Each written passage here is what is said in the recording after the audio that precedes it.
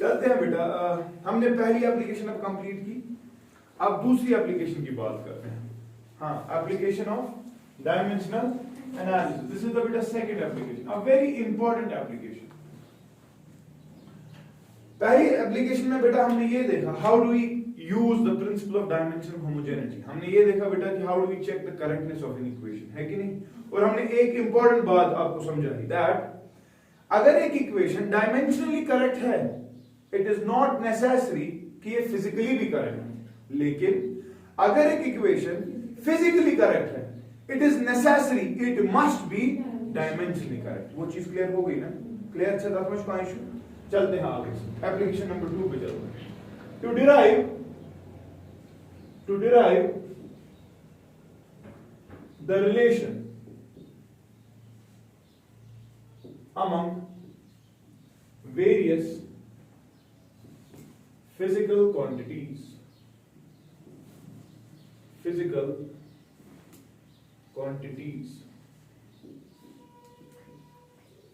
आई hope बेटा आपने class 10th में थोड़ा सा मैथमेटिक्स सही से सीखा है। मसलन बता रहे थे, आप चीज समझ आपके सामने फॉर एग्जांपल बेटा ये इक्वेशन है, y is equal to 3x plus 4, ठीक? समझना, अच्छे से समझना। यहां पर आप इनपुट किसको देते हो? इनपुट x को। अरे अच्छा, तू जब इस चीज को प्लॉट करने की कोशिश करता था ना क्लास 10th में, से क्या उसको करा तो का डब बनावा, तो x लिखा और y लिखा, पर क्या उसको करा x के वैल्यू दे देता। सपोज बेटा मैंने 1 दिया, तेरा वाला 3 बना प्लस 4, तो जब x 1 है तब y 7, तूने एक और वैल्यू दिया जरा दे 0, जब तूने x को 0 दिया तब तेरा y 4 आया। समझ चुका? वो क्लियर है ना? यानी कि जो तेरा x है बेटा ये छू इंडिपेंडेंट वेरिएबल, क्या छू इंडिपेंडेंट, समझता है? ये तेरा इनपुट, ओ मेरी बात समझ रहा है? और y जो है बेटा ये छू डिपेंडेंट, क्या छू डिपेंडेंट, समझता है? ये आउटपुट, ये तभी मिलेगा आपको जब आपका इनपुट होगा। यानी कि डिपेंडेंट का मतलब क्या है? मैं ये बोल सकता हूं that y actually depends on x, ना? आपके डिफरेंट x होंगे तभी तो डिफरेंट y आ रहे। मेरी बात समझ रहे हो ना? सो y डिपेंड्स ऑन, समझ होता ना? इस चीज को बेटा मैथमेटिकली अगर लिखना हो तो ये लिखा जाता है y is a function of x, y is a, समझ होता ना? यानी कि y depends on x। Clear छा? एग्जांपल देखो क्या, y square is equal to, या y square is equal to 3x, ठीक है ना? तो बताओ बेटा y किसके बराबर आएगा? हाँ, स्क्वायर रूट 3x, मगर प्लस भी होता है माइनस भी होता है, आपने पढ़ा है ना? तो अगेन बेटा अगर इसको प्लॉट करना हो तो क्या करेंगे? x के वैल्यूज देंगे ना जरा, तो x का वैल्यू 0, y कितना आएगा 0, x का वैल्यू तो बेटा 1, x का वैल्यू दिया 1, y का वैल्यू क्या आएगा प्लस रूट 3 या माइनस रूट 3, है ना? तो इस वक्त भी y जो है, y के वैल्यूज जो वो किस पे डिपेंड कर रहे हैं? x। इसको भी बोल सकते हैं y is a function of, ये भी फंक्शन है x का, लेकिन इस वक्त फंक्शन ये है, तरीका ये है, x पे काम ऐसे होगा, पहले x को 3 मल्टीप्लाई होगा, फिर उसका स्क्वायर रूट होगा, फिर प्लस या माइनस होगा। लेकिन यहां पर जब हमने बोला y is a function of x, यहां पर बेटा पहले उस x को 3 मल्टीप्लाई होगा, फिर 4 ऐड होगा, तब आपको y मिलेगा। तो काम जो x पे हो रहे हैं वो डिफरेंट हो रहे हैं, लेकिन काम ही तो हो रहे हैं, प्रोसेस तो x ही हो रहा है, और आउटपुट में आपको y मिल रहा है। समझ चुका ना? सो इस चीज को बेटा, इस चीज को भी हम y is a function of x लिख सकते हैं। हाँ, यहां की फंक्शन सर डिफरेंट है, वहां की फंक्शन सर डिफरेंट है। क्लियर? अच्छा, समझ आ गया ना? अब फिजिक्स में भी ऐसा ही होता है। कैसे? देखो फॉर एग्जाम्पल बेटा, एक छोटी सी एग्जाम्पल मैं आपके पास ले रहा हूं। मैं आपके सामने बेटा एक, आपने देखा होगा बचपन में, एक पेंडुलम है, एक इसका मास, इसको नीचे एक बॉल लगी होती है, और सपोज बेटा इसकी लेंथ है l, लेंथ क्या लेंथ है, स्ट्रिंग लेंथ है, ठीक। और फॉर एग्जांपल बेटा इसका मास बेटा m, क्या है मास? स्मार्ट बोर्ड का यही बात है, उसको m लिखते हैं किसी और कलर से, वो भी ब्राइट दिखता है, और कोई भी कलर, जबरदस्त m है ना, ठीक।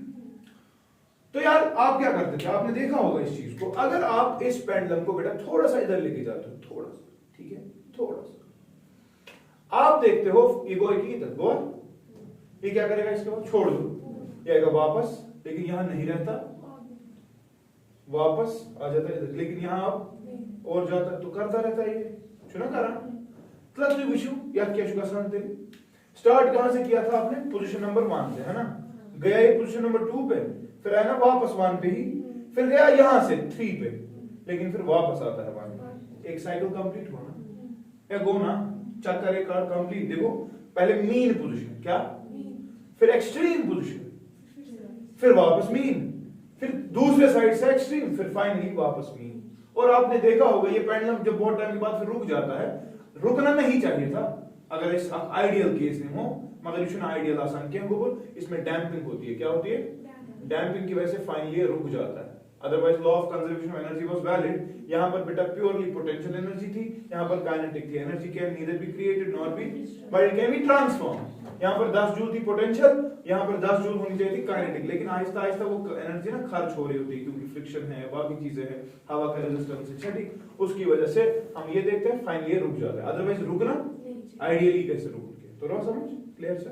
और मैंने आपके सामने एक शर्त लगाई बेटा, मैंने जो इसको एक्सट्रीम पोजीशन पे लिया ना, इसका जो एंगल बनता है यहाँ थीटा, ये स्मॉल है, क्या है, चुलाकूट एंगल, ज्यादा बोर्ड एंगल चुनिए, तेल छिट इक्वेशन का चेंज, ठीक, तो कंडीशंस का साइन चेंज। मैं क्या बोल रहा हूं, इस पेंडुलम को बेटा सिंपल पेंडुलम कहते हैं, क्या बोलते हैं, सिंपल पेंडुलम। इसमें क्या होता है, सिंपल, इसमें एक रस्सी होती है और एक बॉब लगा होता है, उसका मास m होता है, और आप इसको छोटे एंगल्स पे ना चलो, इधर नहीं लेना, प्रॉब्लम कर सकता है, क्योंकि टाइम पीरियड फिर ऐसा, टाइम पीरियड हमें निकालने की कोशिश करनी है, क्या निकालने की कोशिश करनी है, time period. Time period what समझ मिशबासान experimental observations have shown me that, मुझे नहीं पता इसकी एक्सप्रेशन क्या है, मुझे कोई फिजिकल रिलेशन टाइम पीरियड का पता, ठीक है ना, मैं निकालना चाहता हूं, मुझे तो वहां इतना पूछा किस पर है टाइम पीरियड एक्सप्रेशन करे, फिजिकल रिलेशन के पर है कुछ क्या करो, ऐसे वो स्केच करो जगह टाइम पीरियड, चल ठीक। तो मुझे लग रहा है वो दो चीजों पे डिपेंड करता है, वो एक बेटा, एक चीज बेटा वो एल पे डिपेंड कर रहा है, लेंथ पे डिपेंड कर रहा है, और बेटा मैंने ये सुना कि वो एक्सेलरेशन ड्यू टू ग्रेविटी पे डिपेंड कर रहा है। समझ रहे किसी और बच्चे को लगेगा सर शायद मास पे डिपेंड करता है, तो लिख लो मास, उसको लगेगा, उसको नहीं पता है कि नहीं, उसको नहीं पता, तो जो है शायद इसमें बात आंसर इमन तीन चीजों पर शुरू से डिपेंड करा, खास पर तलावा, हाँ, लेंथ पे, जी पे और एम पे। समझ रहा है कि नहीं, तो मैं उसको बोल रहा हूं ठीक है, इन चीजों पर डिपेंड कर रहा है। तो क्या मैं ये बोल सकता हूं कि अगर इन तीन चीजों का वैल्यू चेंज किया जाए, टी का चेंज हो जाएगा वैल्यू, डिपेंडेंस वही होती है ना, तो मैं लिख सकता हूं that time period is a function of these three parameters. समझ लो मेरे को रिलेशनशिप नहीं पता, लेकिन मैं अज्यूम कर रहा कि बाया ये दलील शायद जो टाइम पीरियड इमन तीन चीजों पर डिपेंड कर रहा। तो to derive a physical relation among the various physical quantities involved, remember आपको ये पता होनी चाहिए डिपेंड किस पे करता है, डिपेंड, बस इतना पता होनी चाहिए, वो पता लग गई ना, रिलेशनशिप हम निकालेंगे फिर। समझ रहा है कि नहीं, कैसे निकालेंगे वो देखो, ये चीज क्लियर हो गया।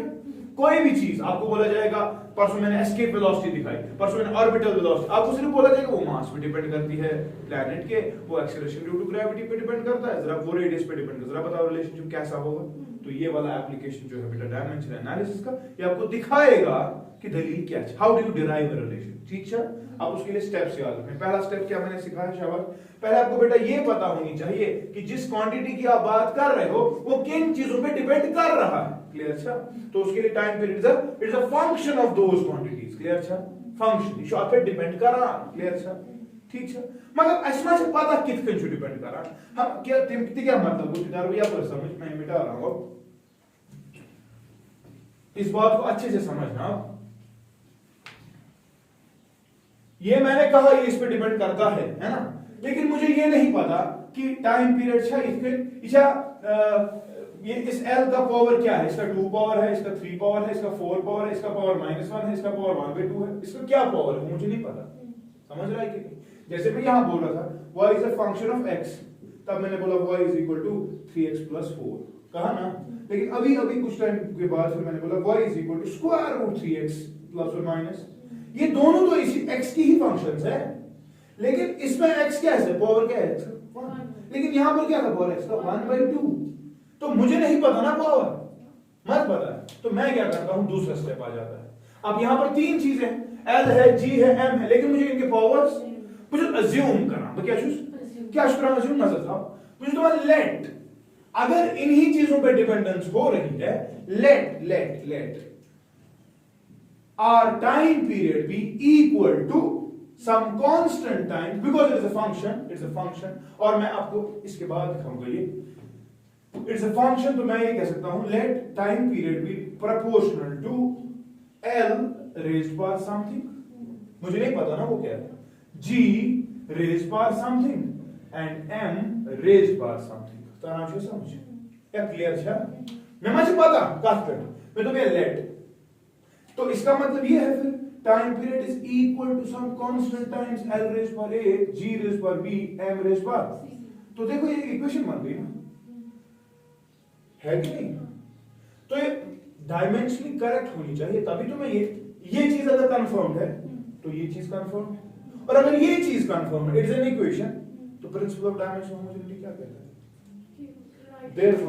therefore by शाबाश, principle of dimensional, the dimensions of the left hand side have to be equal to the dimensions of the right hand side। चलो देखते हैं, जरा बताओ बेटा लेफ्ट हैंड साइड की क्या डायमेंशन है, हाँ t रेज पर ये छा कितना का था इस बराबर, जरा बताओ k इसका डायमेंशन होता है, कुछ नहीं होता, बताओ l, हाँ होल रेज पर ये छा कितना, हाँ g, what is g, acceleration due to, तो आपको पता है इट इज l मान t रेज पर, शाबाश, और m रेज पर c, है ठीक, अच्छा फिर है कब सहल तो एक t1 will be equal to, हाँ l रेज पर a, l रेज पर b, t रेज पर और m रेज पर, समझ रहा है कि नहीं, जरा राइट हैंड साइड को थोड़ा सा सॉल्व करने की कोशिश करते हैं, बताओ बेटा, हाँ ये आएगा m रेज पर c, l रेज पर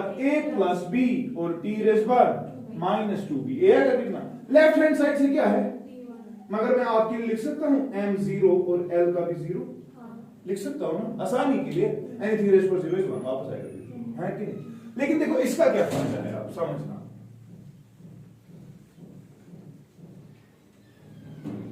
इस बात को,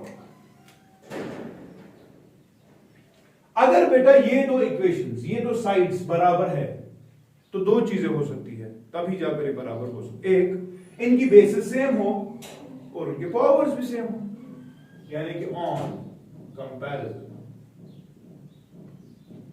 लेफ्ट हैंड साइड को अगर राइट हैंड साइड के साथ कंपेयर किया जाए, मुझे लग रहा है अगर ये बराबर है, यहां पर m है, यहां पर m है, यहां पर भी तो m है, यहां का अगर उसका पावर c है, यहां पर क्या है, तिरछा मान आंसर ऑन कंपैरिजन c 0, समझ क्या क्लियर था, राइट हैंड साइड पे क्या है, उसका पावर क्या है, लेफ्ट हैंड साइड पे उसका पावर, तो कंफर्म हो गया a प्लस b भी क्या है, समझ तरह, तीसरी चीज राइट हैंड साइड से क्या है, उसका पावर, और यहां से उसका पावर तिरछा माना -2b छू 1, तो रिया समझ which concept आपको 10th में सीखना, बेटा आपने 10th में लीनियर इक्वेशंस इन टू वेरिएबल्स की बात की, लीनियर इक्वेशंस इन टू वेरिएबल्स, है कि इक्वेशंस कितनी थी, दो थी, आपके पास होता था दो वेरिएबल्स, आप होता था x, बैक होता था, लेकिन उनको सॉल्व करने के लिए तेरे पास बेटा दो इक्वेशंस भी हुआ करती थी, आसान ऐसा समझ रहा, आज देख तूने कितने वेरिएबल्स लाए थे, तुझे मत पता थी ए बी सी का वैल्यू, ये तीनों वेरिएबल्स हो गए ना, तेरे पास कितनी इक्वेशंस है, कुछ सीख रहा है इन, अच्छा 9th में तूने लीनियर इक्वेशन में माने वेरिएबल पढ़ा था, जैसे y इज इक्वल टू, या आप ऐसे करते थे, y कैसे आपने ऐसे किया था 9th में, आपने ये किया था 4 is equal to 3x plus 1, बताओ x का क्या वैल्यू, वेरिएबल कितना, इक्वेशंस, कुछ सीखा बेटा, जितने वेरिएबल्स होंगे उतनी इक्वेशंस होनी चाहिए, अगर इक्वेशन का नंबर उससे कम हुआ तो कभी भी सॉल्व नहीं, तीन वेरिएबल्स थे, मुझे कितनी इक्वेशंस मिली कंपैरिजन के बाद? तीन। तो ये सिस्टम सॉल्व हो सकता है, याद रखोगे? Remember this thing. अगर आपके नंबर ऑफ इक्वेशंस, अगर आपके नंबर ऑफ ज्यादा है या बराबर है नंबर ऑफ वेरिएबल्स को, नंबर ऑफ, तो क्या सिस्टम सॉल्व होगा? सिस्टम, क्योंकि मैं कह रहा हूं तीन वेरिएबल से तीन इक्वेशंस होनी चाहिए। अगर चार होगी फायदा है, पांच होगी फायदा, वो एक्स्ट्रा है, वो बोनस है। We may not require them but three are required, two won't do the thing. समझ के तरह, अगर आपके पास इक्वेशंस कम होगी और वेरिएबल्स क्या होंगे, ये सिस्टम कभी सॉल्व नहीं होगा। तो यार सिस्टम नॉट रिजॉल्वेबल। समझ रहा है कि नहीं? ये बात आज के बाद याद रखना। सो जब तू कंपैरिजन पे पहुंचता होगा ना, गॉडनेस के कुछ मेकल्स इक्वेशन आए, मेकल्स वेरिएबल है में ना से और बच्चा परेशान आसान, कभी कभी आ जाते हैं दो इक्वेशंस, वहां पे तीन वेरिएबल्स, वो कर रहे होते ना भाई आसान बॉल पे करना, practice practice practice. Sir answer ही नहीं निकल रहा है, वो निकलेगा कहां? ऊपर ही तेरे को अलामत दी गई थी, तूने 10th में बात ही नहीं सीखी थी। दो इक्वेशंस थे वहां पर, दो वेरिएबल्स थे। अगर एक ही इक्वेशन होती ना और दो, मतलब बुला रहे चाहिए इसके समझ। यहां देखो 3y is equal to x plus 2, कौन सा x इसके वैल्यू y इसके वैल्यू? आप लाइन पे कोई भी पॉइंट आप बोलते सर अगर x 0 है y इतना है, अगर x 1 है y इतना, लेकिन आप मुझे एग्जैक्ट वैल्यू थोड़ी ना बोल रहे हो। What was that point x, y? It was the point of intersection. उसके लिए दो लाइंस तो होनी चाहिए, एक लाइन पे क्या इंटरसेक्शन बोलेगा? समझ रहे हैं? सो रिमेंबर, जब तेरे पास जितने वेरिएबल्स होंगे आज के बाद दिमाग में फीड कर दे, उतनी इक्वेशंस लाजिमन होनी चाहिए। उससे ज्यादा होगी तो बोनस है, उससे कम तो सिस्टम सॉल्व नहीं होगा। क्लियर? अच्छा, पाक में रोड दे वो ये ना चाहिए वो ट्राई इक्वेशंस है ना, और हमारे पास बेटा इसमें कितने वेरिएबल्स थे? तीन variables. So we can solve the system, we can solve the system. अब सिस्टम कैसे सॉल्व करेंगे देख लो।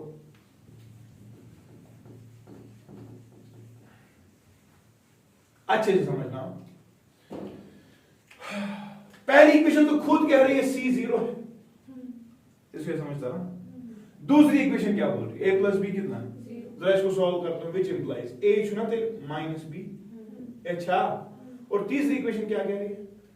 b is equal to minus 1/2। वो कह रही है ना, अब ये वैल्यू अगर यहां पे देगा तो a भी निकल गया ना, विच इंप्लाइज a कितना आएगा?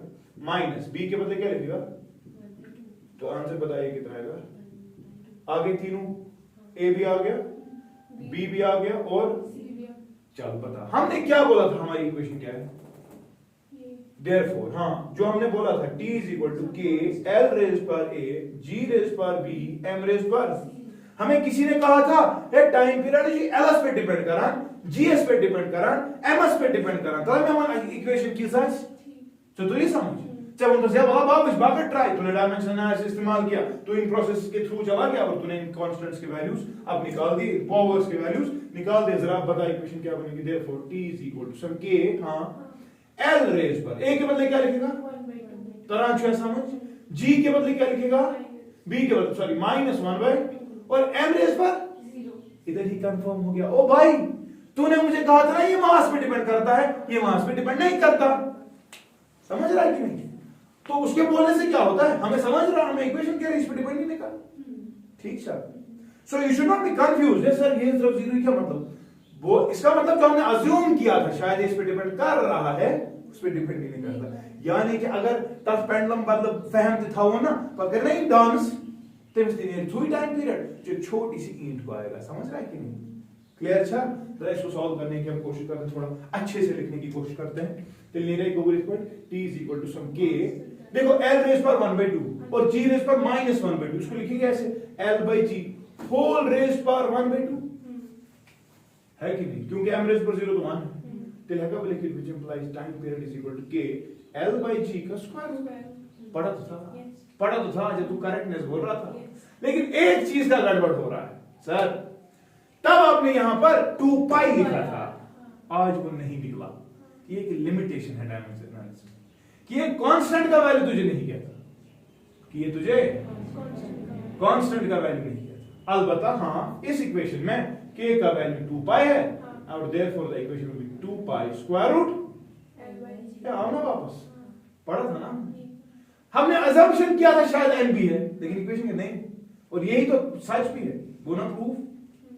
करान वो अगर तुम कह नफर डालो डालून कह तगान त्रा वो आगे समझ। अब देखो इंपॉर्टेंस, हमें सिर्फ पता थी डिपेंडेंस किस पे है, किस तरह की डिपेंडेंस है वो नहीं पता थी। डायमेंशंस ने हमें सिखाया, लेकिन डायमेंशंस हर जगह पर बेटा आपकी k का वैल्यू फंस जाओगे, you will not be able to calculate the value of, because this k comes from practical analysis. हम जो कर रहे हैं थ्योरेटिकल एनालिसिस। अच्छा, सो k का वैल्यू कभी क्वेश्चन में दिया गया होगा, कभी नहीं दिया गया है तो फाइनली k का वैल्यू लिख, अगर k का वैल्यू नहीं दिया गया तो k ही रख। क्लियर? अच्छा, समझ तो रहा। This is the application, second application of the dimension. हुआ clear? What to begin one question to get the right equation.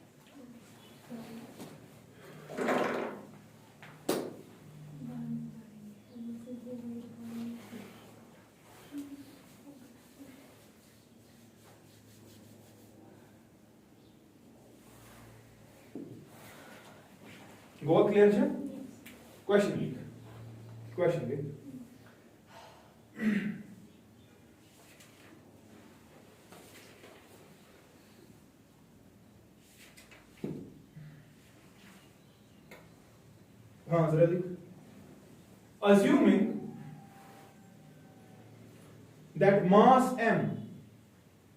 Assuming that mass m, of the largest stone, assuming that mass m of the that can be moved by a flowing river, that can be by a depends on velocity v, comma, the density rho, and the acceleration due to gravity g. ठीक है? Full stop. Show that this mass m depends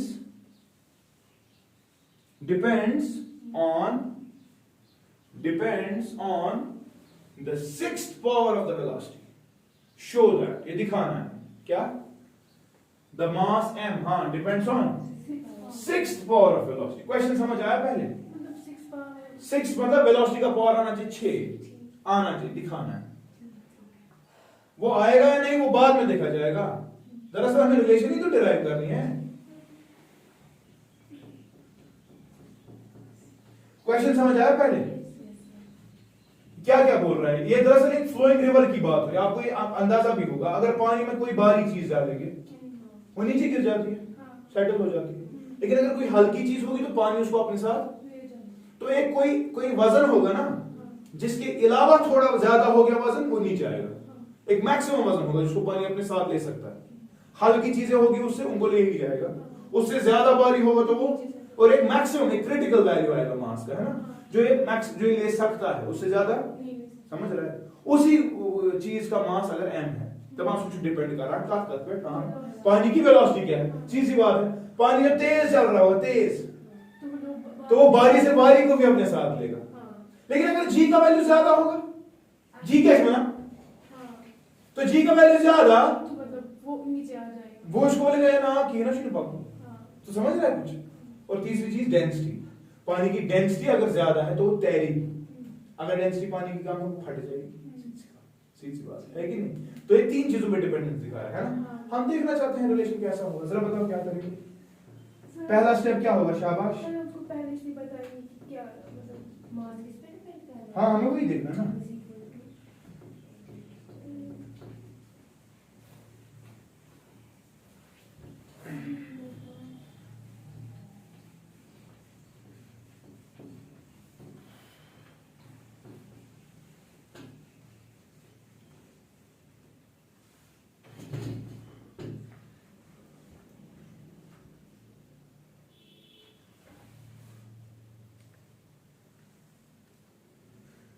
बताओ क्या किया जाएगा। हाँ पहला step क्या होगा? हमें निकालना क्या है? मास का रिश्ता किस किस पर बोला जा रहा है? वेलोसिटी पे डेंसिटी पे और तो इनका बन गया ना मास, फिर फंक्शन बन गया कि नहीं? पहला स्टेप तो ये तो क्या बना दूसरा स्टेप? हाँ लेट हाँ बता जल्दी, मास इज इक्वल टू हाँ सम कांस्टेंट k टाइम्स हाँ v रेज बार रो रेज बार एंड g रेज बार। अच्छा ठीक, तला मानते हैं ये हो गया इसमें। तो बता इसके बाद क्या होगा? शाबाश। अगर ये सही है तो तीसरा बताएंगे, तीसरा step using principle of dimensional homogeneity. अच्छा ठीक, तलावान प्रिंसिपल ऑफ डायमेंशनल होमोजेनिटी क्या होगा?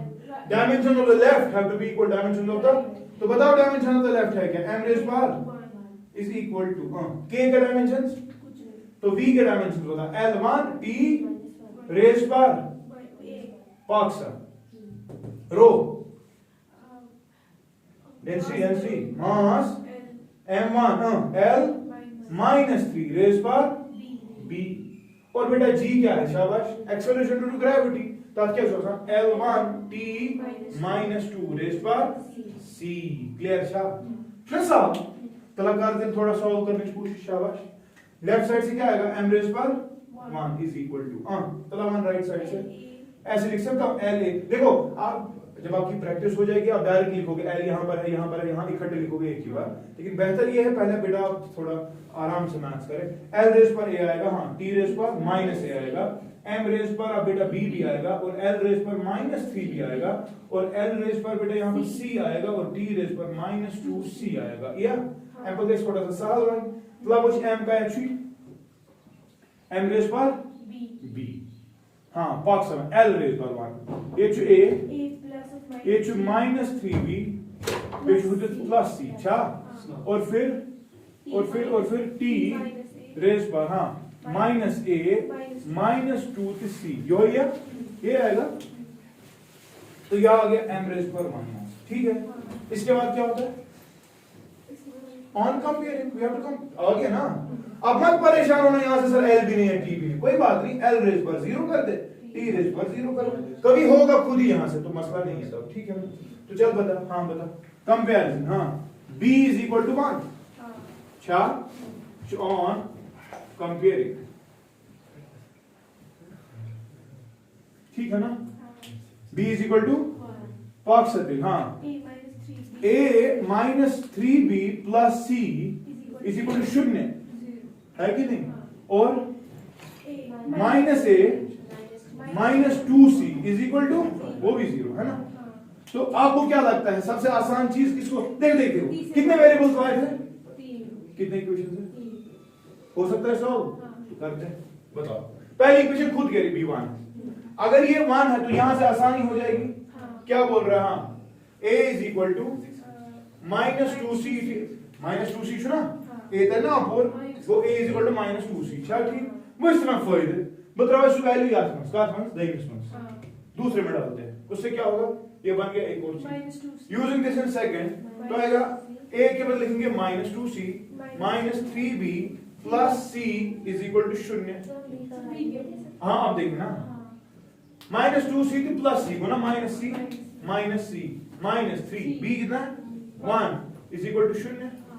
तो यहां से आ रहा है minus c is equal to 3 और c इज इक्वल टू, तो c भी आ गया 3 माइनस 3, b भी आ गया 1। अब a का मसला है, कहां से निकालेंगे? हाँ यहां से निकाल दो। a is equal to which implies a is equal to minus 2 c क्या शु so which a को था एमस प्लस एस एमस प्लस की सवाल। तो दिस इक्वेशन जो हमने अज्यूम किया था वो क्या था? वो ये था, दे दे सब वैल्यूज वापस। m is equal to which implies m is equal to हाँ k v रेज पर 6 रो रेज पर b1 है और g रेज पर माइनस 3। तेरा इक्वेशन देखो तो असल पर m इज इक्वल टू हाँ k v रेज पर 6 रो डिवाइड बाय g का क्यूब। यहां पर k का वैल्यू नहीं दिया गया, इक्वेशन ऐसे ही रखते हैं। हमें बोला गया था show that mass depends on the 6th power of the velocity, hence proved किया था। समझ है? आसान था, तागना मत करे बने में सवाल किया कि मसले ताकि लेक्चर साहब सवाल जरूर लिखिए करो यहीं पर घर पे आपने सीखा ना? Yes, sir. एप्लीकेशन हो गया क्लियर ये वाला? चल क्वेश्चन लिख, क्वेश्चन लिख।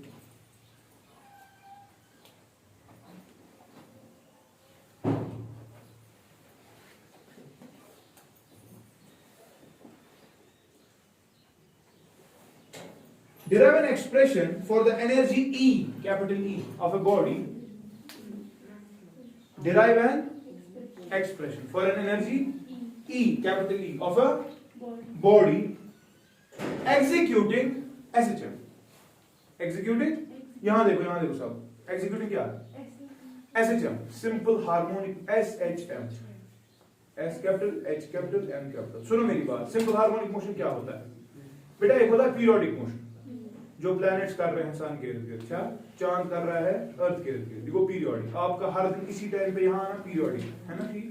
Bag oscillatory motion, to and fro, ठीक। ब्याग simple harmonic motion, simple harmonic शासन पीरियोडिक, ठीक। लेकिन उसमें एक कंडीशन लगती है, उसको रिप्रेजेंट किया जाता है with the help of simple trigonometric functions. आपने पढ़ा है ट्रिग्नोमेट्रिक, उसको रिप्रेजेंट किया जा सकता है बेटा in the linear powers of sine और कोसाइन। था क्या यार? कोई ऐसी फंक्शन जो पीरियोडिक है, जो ऑसिलेटरी है, लेकिन उसको बेटा हम रिप्रेजेंट कर सकते हैं कैसे? साइन और कॉस के लीनियर पावर, मतलब साइन ऑफ समथिंग ऊपर पावर 1 ही, कुछ ज्यादा 2 नहीं, 3 नहीं, ठीक है। ऐसी मोशन को क्या बोलते हैं? Simple harmonic motion. एग्जांपल दिंब, ये पेंडुलम था तो उसमें क्या है, ये भी ऐसे चल रहा है, ठीक।